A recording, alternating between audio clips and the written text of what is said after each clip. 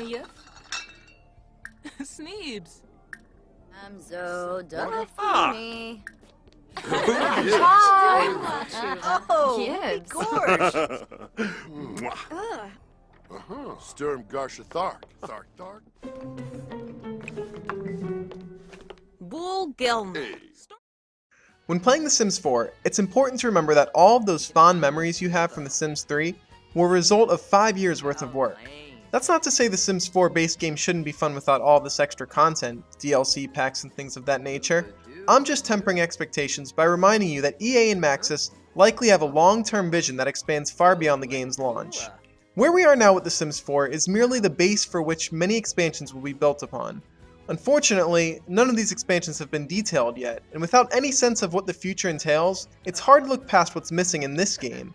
The absence of toddlers and pools hasn't gone unnoticed. The lack of customization options in Create a Sim is disappointing, but if you can manage to look past these small bumps, you'll find a game with a solid foundation. The big focal point with The Sims 4 is emotion. While moods have been present in previous Sims games, they never really impacted your actual gameplay in a natural way. In The Sims 3, for example, moodlets were effects based on things that happened to your sim that basically impacted their overall well-being. There was no real noticeable impacts from an awkward social encounter, for example. Emotional states in The Sims 4 can now affect the way your sims behave and the interactions they have with others.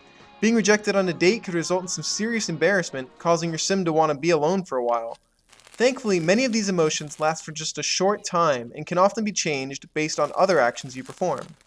All Sims start the game in a fine emotional state, but quickly start acquiring different moodlets that eventually change their emotion to something else.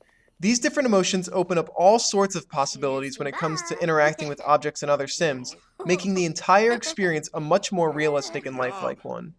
Sims now appear more human and less like bots, and because of that, it's much easier to become invested in their stories.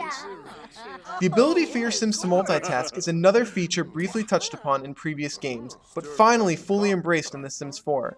The game allows your characters to perform multiple tasks at once.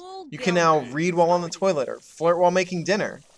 While multitasking results in much more believable Sims and less micromanaging, it's not without faults. Though Sims are definitely smarter in The Sims 4, logic still eludes them at times. Pathing issues still exist. Sometimes a Sim will walk the longest way possible to get to a bathroom that's just a few steps away. Or sometimes two Sims on a date will sit several people apart rather than right next to each other. Most of these you can laugh off, chalking it up to good intentions with typical Sims issues. We're used to them by now, but I don't necessarily think we should settle with them. Improvements can be made. Aside from mechanic tweaks and overall UI changes, The Sims 4 by and large is the same type of game. It's an interactive dollhouse that can tell a million types of stories, especially with all the aspirations, personality traits, skills, and careers available to you. Create a Sim may not be as robust as we were promised, but there's definitely enough in the base game to keep things fresh until the first expansion arrives. For those who prefer some purpose to their gameplay, The Sims do have goals in life. Fulfilling their dreams or rising through the ranks in their careers can give you something to work towards, but it can sometimes feel a bit tedious. Things like writing 5 books or telling 20 jokes can get a bit repetitive. Fulfilling these goals results in some pretty worthwhile rewards, however, like the ability to turn back the clock on aging. We're giving The Sims a 7.5. There's no denying The Sims 3 was a content-packed game. 5 years will do that. But over time, it also became a little clunky. Dated, even.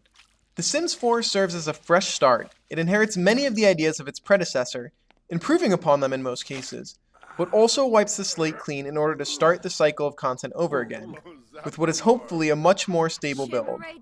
Unfortunately, that also means we must temporarily say goodbye to features we took for granted, like pools. The Sims 4 is still the same old fun you've had in the past, but with a little more weird and much less content. For more news and updates regarding The Sims 4, be sure to stick with GameZone.com.